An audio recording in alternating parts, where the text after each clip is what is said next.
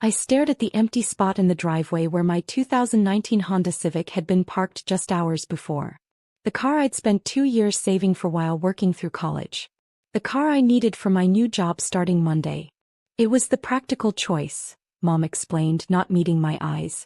Your brother's wedding venue needed a bigger deposit and well, you can always buy another car. You sold my car without asking me? My voice cracked. I'm on the title. That's illegal. Dad waved his hand dismissively. Family does what's necessary, Sarah. Marcus is marrying into the Reynolds family. Do you know what those connections could do for the business? Ah yes, the family business Carter Construction, where Marcus was being groomed to take over despite barely passing his business classes. Meanwhile, my engineering degree and business minor weren't quite what the company needs. I start my new job on Monday, I said quietly. How am I supposed to get there? Take the bus, Marcus suggested, walking past with his designer suit for the wedding. Or better yet, quit that startup and come work for Dad. We could use someone to handle the paperwork. I looked at my parents, waiting for them to defend me. Instead, Mom busied herself with wedding catalogs while Dad checked his phone. The title, I demanded. Where is it? Already done, Dad replied. Power of attorney makes things simple. Don't worry, we put the money toward Marcus's wedding. Family first, right? Family first. The motto they used whenever they needed something from me but never when I needed them. That night I packed my bags. My small savings wouldn't get me another car, but it would get me a bus ticket to Silicon Valley where my job at Tech Build Solutions waited. They'd seen potential in my innovative construction software designs, potential my family had ignored. You're being dramatic, Mom called as I wheeled my suitcase to the door. It's just a car. No, I replied, it's just the last time I let this family take advantage of me. 3 years later. I straightened my blazer as I looked out over San Francisco from my corner office. At 28, I was the youngest vice president of operations at Tech Build Solutions, and my construction management software was revolutionizing the industry. Miss Carter. My assistant Lisa poked her head in. You have visitors in the lobby. I don't have any appointments this morning. It's your family. Your father, brother, and someone from Reynolds Construction. My heart skipped. Reynolds Construction, the company Marcus had married into, the connections that were supposed to secure Carter Construction's future. They say it's urgent, Lisa added. Something about a contract bid? I pulled up our pending contracts on my tablet. There it was. Carter Reynolds joint venture, desperately seeking the software licensing that could save their failing business. How long have they been waiting? I asked. 20 minutes. I smiled, remembering all the times they'd made me wait. All the times they'd dismissed my ideas. Let them wait another 20, I replied, turning back to my work. Oh, and Lisa, tell security to make sure they don't touch the Model 3 in my reserved parking spot.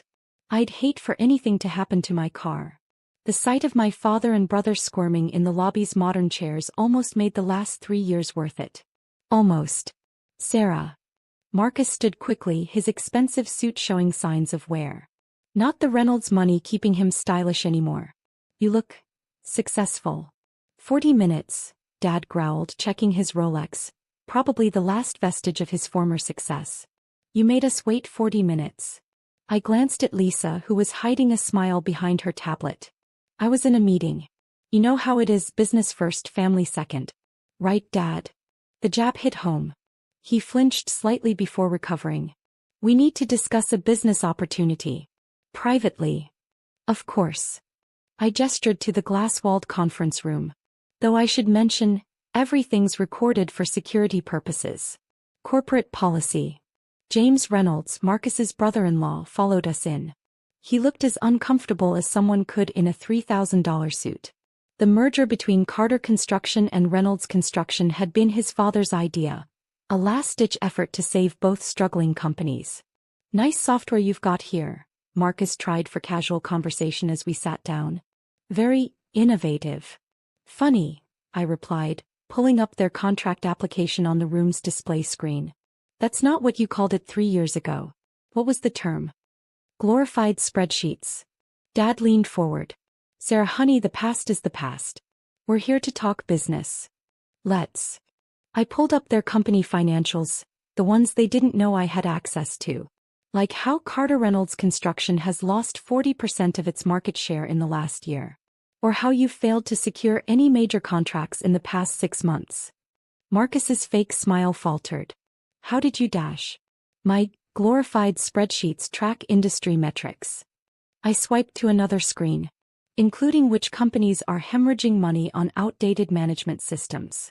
Now see here, Dad started, but James Reynolds cut him off.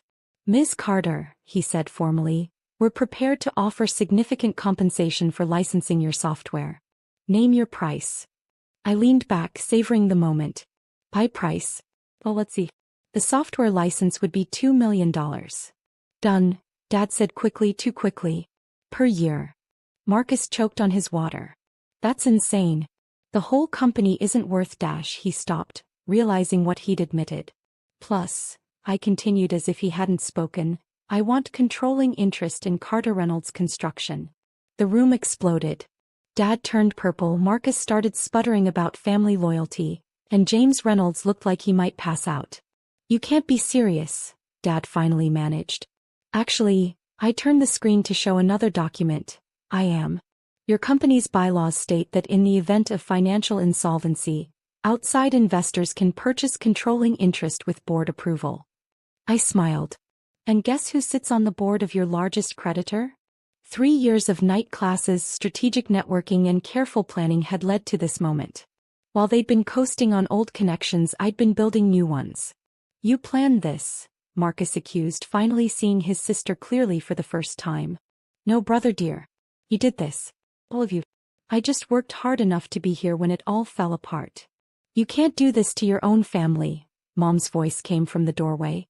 She must have arrived late, still carrying the self-righteous attitude that had driven me away 3 years ago. Family. I pulled up one final document on the screen. Like when you sold my car illegally. Here's the police report I filed back then. Never submitted it but kept it just in case. Dad's face went from purple to ashen. Vehicle fraud wasn't something his country club friends would easily forgive.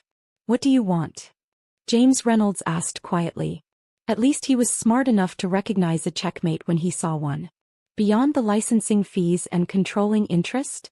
I stood, walking to the floor-to-ceiling windows overlooking the city. I want Marcus off the executive board.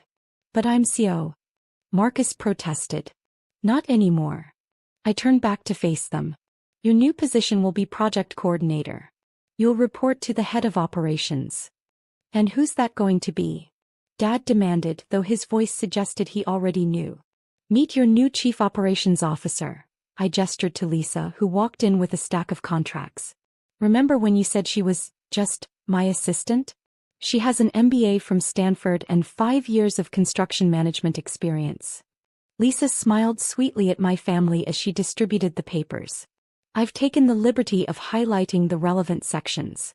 You'll notice the terms are non-negotiable. Mom stepped forward, trying a different approach. Sweetheart, we can work this out as a family. Over dinner perhaps? I could make your favorite dash. Stop. I held up my hand. This isn't about revenge. It's about business. Your company is failing because you value connections over competence. That ends today. And if we refuse? Dad made one last attempt at asserting control. I shrugged. Then I'll watch Carter Reynolds Construction collapse while I license my software to your competitors. Either way, I win. The next hour was filled with the sound of papers shuffling and pens scratching as they signed everything. With each signature, I could see their old world crumbling, a world where family names meant more than merit, where loyalty was a one-way street. As they prepared to leave, Marcus paused. The car, he said suddenly.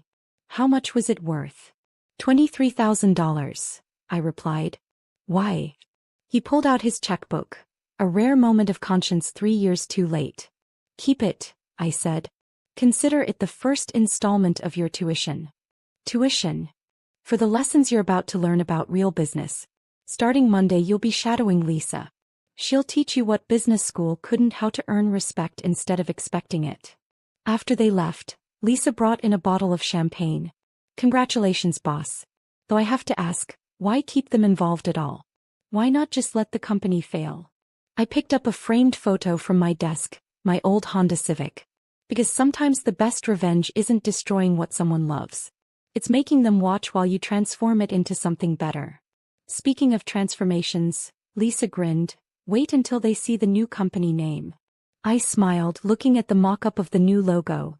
Phoenix Construction Technologies rising above the old ways.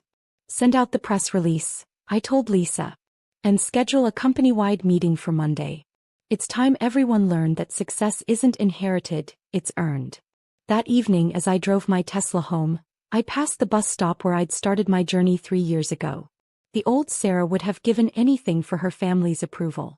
The new Sarah had something better, their respect. Even if they had to be dragged kicking and screaming to give it. My phone buzzed with a text from Marcus. I'm sorry. For everything. I didn't respond. He'd have plenty of time to prove that apology meant something. After all, he had a lot to learn from his little sister, the one who turned a stolen car into an empire. 1 year later.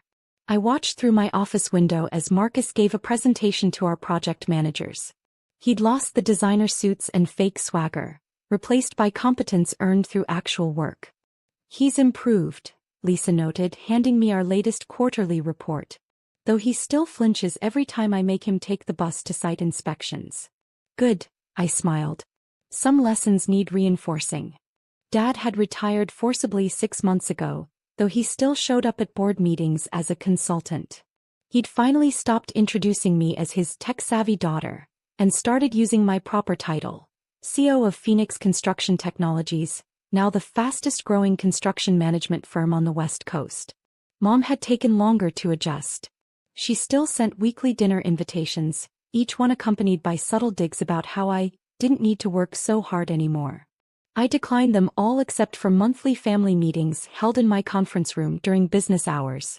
The Reynolds family had actually adapted the best, recognizing that their old money approach to business was obsolete. James now headed our East Coast expansion, proving that some people could evolve when forced to. Miss Carter. My new assistant knocked. The dean of your old engineering school is here. They want to discuss naming the new technology building after you. I looked at the wall where I'd hung my first car's license plate, a reminder of where I'd started and why I'd fought so hard.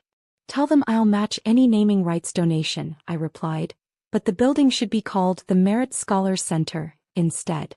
It's time we celebrated achievement over ancestry. After all, the best legacy isn't the name you're given, it's the name you make for yourself.